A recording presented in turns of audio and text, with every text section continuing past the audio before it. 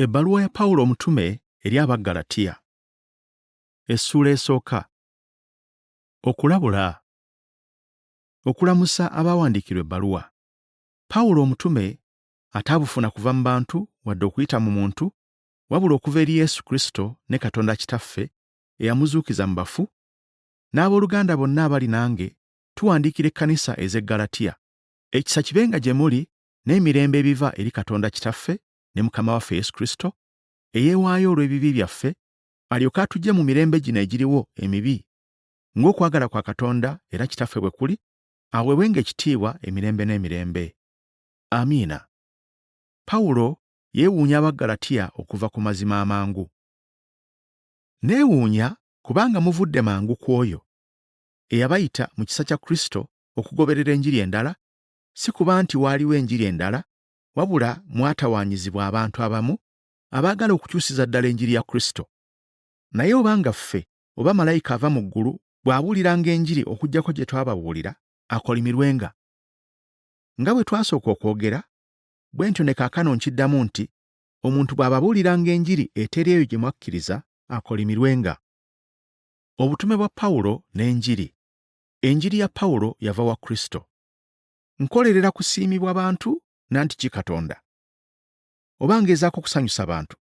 Singa nali nkyali mu kusanyusa abantu, sandibadde muddu wa Kristo. Kubanga mbategeeza abooluganda nti enjiri gye nababuulira si y'abantu, kubanga nange saagiweebwa muntu, wadde okuyigirizibwa omuntu, wabula Yesu Kristo ye yagimbikkulira. Kubanga mwawuliranga bwe nnali edda mu ddiini y'Ekiyudaaya nga nayiganyanga ekkanisa ya Katonda, nga ngezaako okugizikiriza. Ne mpitirizanga mu ddiini y'Ekiyudaaya okusinga bangi bwe twakula mu ggwanga lyaffe, nga mbakiranga okubeera n'obuggya obungi ennyo mu mpisa ze naweebwa bajjajjange. Naye Katonda bwe yasiima, eyanjawulo okuva mu lubuto lwa mmange, n'ampita olw'ekisa kye, n'ambikkulira omwana we, ndyoke mubuulirenga mu baamawanga, seebuuza ku muntu n'omu, so saayambuka Yerusaalemi eri abo abansooka okubeera abatume, naye nagenda mu Buwalabu, oluvannyuma ne nkomawo mu Damasiko. Awo bwe waayitawo emyaka 3 ne nnyambuka e Yerusaalemi okulaba Keefa, ne mmala naye ennaku 15. Naye saalaba mulala ku batume wabula Yakobo muganda wa Mukama waffe. Kale bye mpandiika si bya bulimba mu maaso ga Katonda. Awo bwe navaayo ne ngenda mu bitundu by'e Busuuli ne Kirukiya. Era ekkanisa za Kristo mu Buyudaaya zaali tezinnantegeera, naye ne bawuliranga buwulizi nti eyatuyigganyanga edda kaakano abuulira okukkiriza kwe yagezaako okuzikiriza, ne bagulumiza Katonda ku lwange.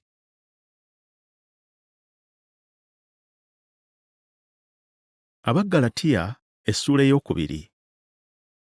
Abatume e Yerusaalemi bakakasa obutume bwa Pawulo.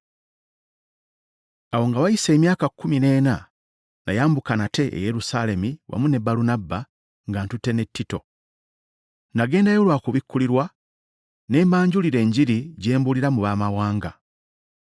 Nayogera n'abo abaatenderezebwa mu kyama bategeere enjiri gye mbuulira mu baamawanga, si kulwa nga bwe nkola mbanga akolera obwereere. Naye newaakubadde Tito gwe nali naye, eyali Omuyonaani, teyawalirizibwa kukomolebwa. Naye olw'abooluganda ab'obulimba abaayingizibwa mu kyama, abaayingira mu kyama okuketta eddembe lyaffe lye tulina mu Kristo Yesu, okututeeka mu buddu, abo tetwabagonderako n'akatono, amazima g'enjiri gasobole okubakuumirwa mmwe. Naye abo abatwalibwa okuba ekintu eky'omuwendo nga bwe bali, ku nze tewali njawulo. Katonda tasosola mu bantu. Abo ngamba abaali batenderezebwa tebalina kye bannyongerako, naye mu ngeri endala, bwe baalaba nga nateresebwa enjiri y'abo abatali bakomole, nga Peetero bwe yateresebwa ey'abakomole, kubanga oyo eyakolera Peetero olw'obutume bw'abakomole ye yakolera ne mu nze olw'abamawanga, era bwe baategeera ekisa kye naweebwa, Yakobo ne Keefa ne Yokaana abaatenderezebwa okuba empagi, ne batuwa nze ne Balunabba omukono ogwa ddyo ogw'okussa ekimu naffe, ffe tugende eri abamawanga, bo bagende eri abakomole, kyokka baatusaba tujjukirenga abaavu, ekyo kyennyini kye neesunga okukola. Pawulo yasobola okuluŋŋamya Peetero. Naye Keefa bwe yajja e Antiyokiya, Namuwakanya nga tulabagana amaaso n'amaaso, kubanga yali mukyamu ddala. Kubanga abantu abamu abaava ewa Yakobo bwe baali tebannajja, yalyanga n'Abamawanga, naye bwe bajja ne yeeyawula n'abaawukanako ng'atya abakomole. Era n'Abayudaaya abalala bonna abaali naye ne bamwegattako mu bukuusa, ne Balunabba n'okuwalulwa n'awalulwa obukuusa bwabwe. Naye bwe nalaba nga tebalambise butereevu mu mazima g'enjiri, ne ŋŋambira Keefa mu maaso gaabwe bonna nti, obanga ggwe bw'oli Omuyudaaya ogoberera empisa z'Abamawanga ezitali za Kiyudaaya, owaliriza otya Abamawanga okugobereranga empisa z'Ekiyudaaya? Ffe Abayudaaya mu buzaaliranwa tetuli baamawanga aboonoonyi, kyokka tukimanyi bulungi nti omuntu taweebwa butuukirivu lwa bikolwa by'amateeka, wabula olw'okukkiriza Yesu Kristo, era naffe twakkiriza Kristo Yesu, tulyoke tuweebwe obutuukirivu olw'okukkiriza Kristo, naye si lwa bikolwa by'amateeka, kubanga olw'ebikolwa by'amateeka tewali alina omubiri aliweebwa obutuukirivu. Naye obanga mu kufuba kwaffe okuweebwa obutuukirivu mu Kristo, ffe ffennyini twasangibwa okuba aboonoonyi, kale Kristo muweereza wa kibi? Nedda, n'akatono. Kubanga bwe nzimba nate bye nasuula, neeraga nzekka okuba omwonoonyi. Kubanga olw'amateeka nafa mu mateeka, ndyoke mbe omulamu eri Katonda. Nakomererwa wamu ne Kristo, naye ndi mulamu, si ku bwange nate, naye Kristo ye mulamu mu nze, era obulamu bwe nnina kaakano mu mubiri mbulina lwa kukkiriza Omwana wa Katonda eyanjagala ne yeewaayo ku lwange. Sidibya kisa kya Katonda, kubanga obutuukirivu bwe buba mu mateeka, nga Kristo yafiira bwereere.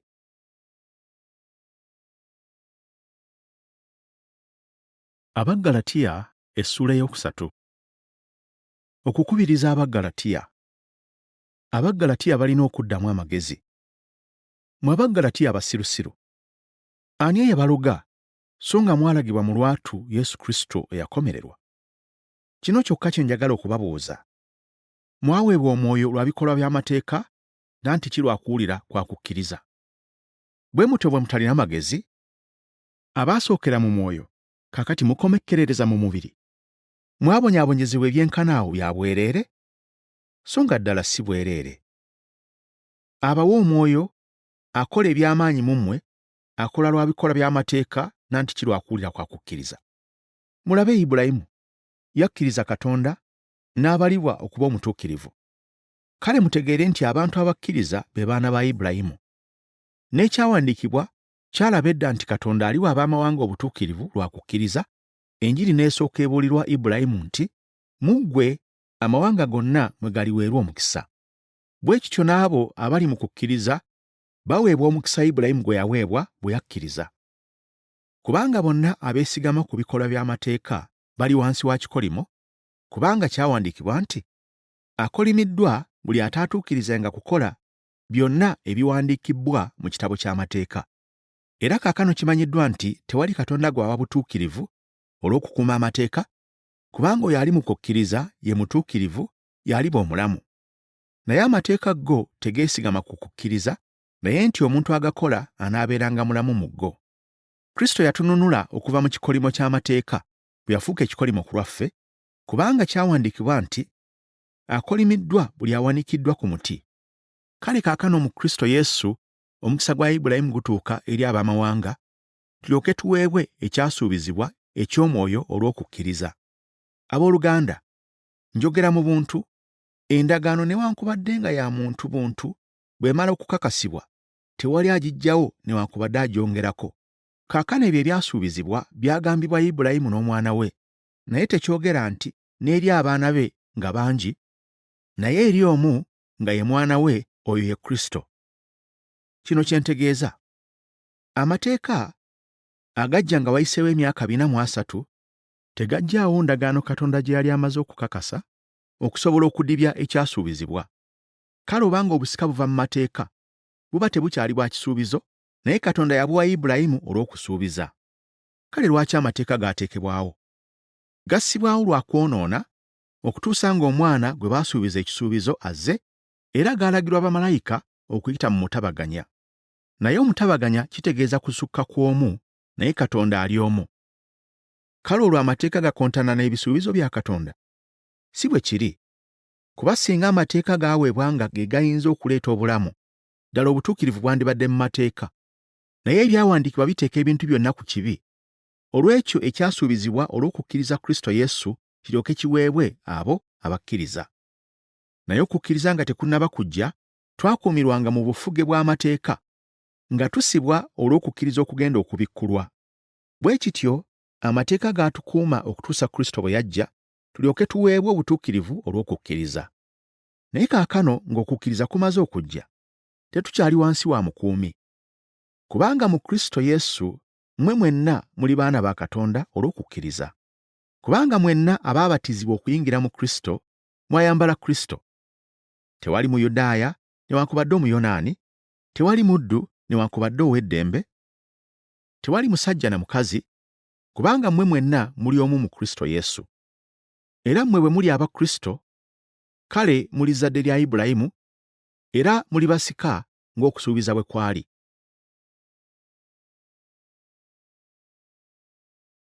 Abaggalatiya essuula ey'okuna. Kristo anunula abafugi b'amateeka. Ntegeeza kino nti omusika ng'akyali muto tayawulwa na muddu n'akatono newankubadde nga ye mukama wa byonna, naye afugibwa abakuza n'abasigire okutuusa ekiseera kitaawe kye yalagira nga kituuse. Bwe tutyo naffe bwe twali tukyali bato, twali baddu nga tufugibwa emyoyo egy'omu nsi.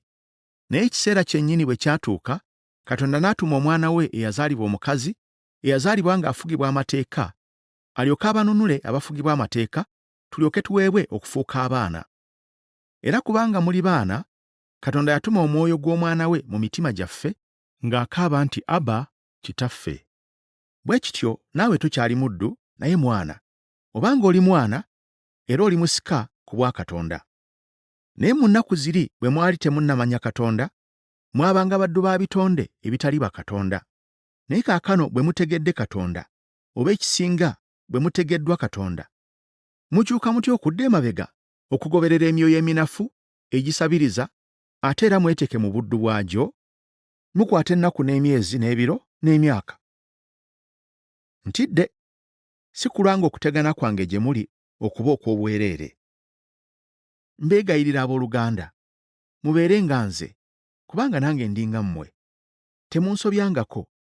Naye mumanyi ng'olw'obunafu bw'omubiri nababuulira Enjiri omulundi ogw'olubereberye, naye newankubadde nga nabazitoowerera olw'obulwadde bwange, temwannyooma oba okunsekerera, naye mwanzikiriza nga malayika wa Katonda, nga Kristo Yesu.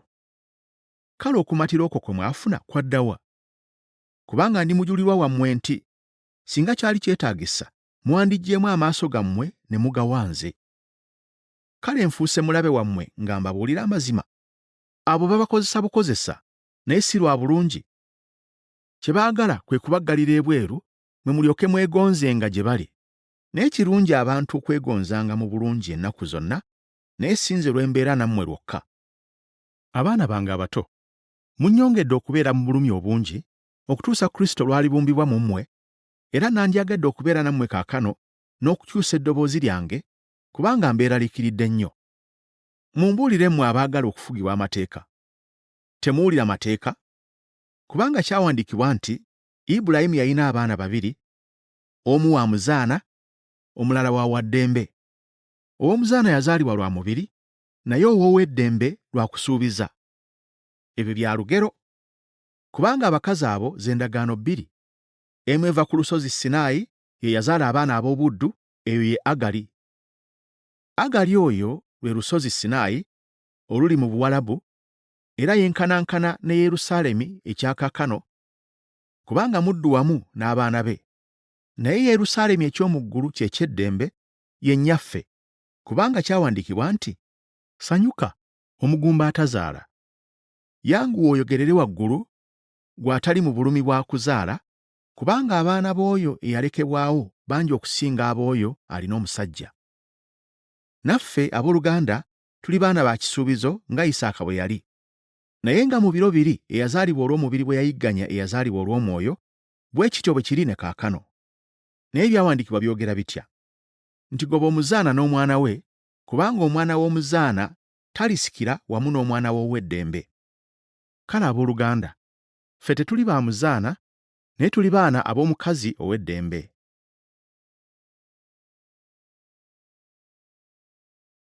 Abaggalatiya essula ey'okutaano. Kristo asinga okukomolebwa kw'omu mateeka. Mu ddembe Kristo yatufuula ba ddembe, kale munywere, mulemenga okusibibwa nate mu kikoligo ky'obuddu. Kaakano nze Pawulo kambategeeze nti bwe munaakomolebwa nga Kristo taliiko kyabagasa.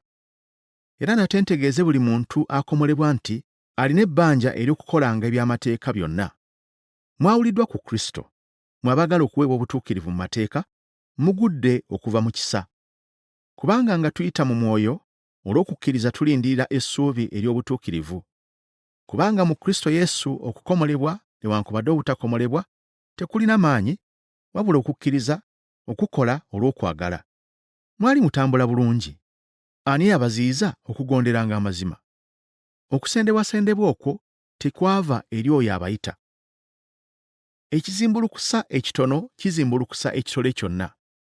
Mbeesigamwe mu Mukama waffe nti temulowooza kigambo kirala, naye oyo abateganya alibaako omusango gwe ne bw'aliba ani.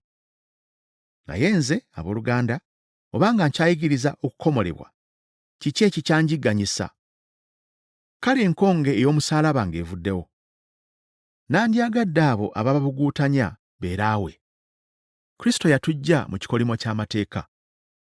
Kubanga mmwe, abooluganda, mwayitibwa lwa ddembe. Naye temukozesa ddembe lyammwe kukola omubiri bye gwagala, naye olw'okwagala muweerezaganenga mwekka na mwekka. Kubanga amateeka gonna gatuukira mu kigambo kimu, mu kino nti, oyagalanga muntu munno nga bwe weeyagala wekka. Naye bwe mulumagana, bwe mulyaŋŋana, mwegendereze muleme okwemalawo mwekka na mwekka. Kati tutambulira mu mwoyo, si mu mateeka. Naye njogera nti mutambulirenga mu mwoyo, era temutuukirizanga kwegomba kwa mubiri. Kubanga okwegomba kw'omubiri kulwanagana n'omwoyo, n'omwoyo gulwanagana n'omubiri, kubanga ebyo byombiriri bikontana, mulemenga okukola ebyo bye mwagala. Naye bwe muluŋŋamizibwa omwoyo nga temufugibwa mateeka. Naye ebikolwa by'omubiri bya lwatu bye bino: obwenzi, obugwenyufu, obukaba, okusinza ebitali Katonda, obulaguzi, obulabe, okuyomba, obuggya, obusungu, empaka, okweyawula, okwesalamu, ettima, obutamiivu, ebinyumu, n'ebiringa ebyo. Mbalabula nga bwe nasooka okubalabula nti abo abakola ebyo tebalisikira bwakabaka bwa Katonda. Naye ebibala by'omwoyo kwe kwagala, okusanyuka, emirembe, okugumiikiriza, ekisa, obulungi, okukkiriza, obuwombeefu, okwegendereza. Ku biringa ebyo tewali mateeka. N'abo aba Kristo Yesu baakomerera omubiri wamu n'omululu gwagwo n'okwegomba kwagwo. Bwe tuba abalamu ku bw'omwoyo, era tutambulenga ku bw'omwoyo, tuleme okwenyumiririzanga obwereere nga twesunguwaza ffekka na ffekka, nga tetukwatibwa buggya ffekka na ffekka.